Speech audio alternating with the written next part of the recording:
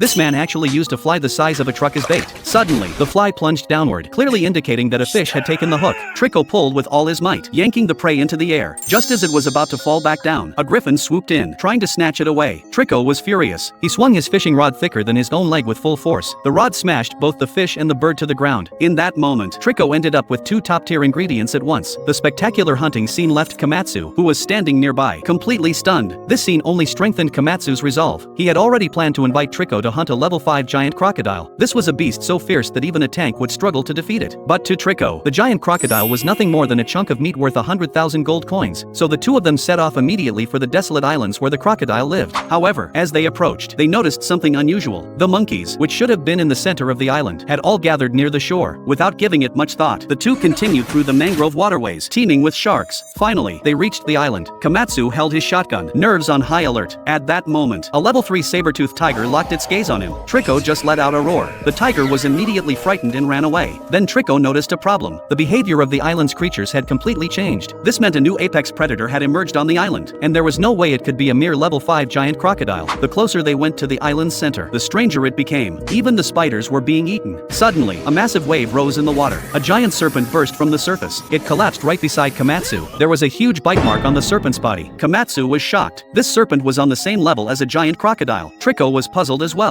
Then he noticed leeches on the serpent's body. He suspected the predator had attacked it by following the scent of blood. Before Komatsu could even speak, the serpent was dragged back into the water. Suddenly, a shadow fell over Trico. A red creature gradually emerged. It was the giant crocodile, but this was not the one Komatsu had been looking for. This crocodile was about 300 years old. Its capture level was 8. A single roar from it sent Komatsu flying, but Trico felt no fear. He was already planning how he would feast on this giant crocodile.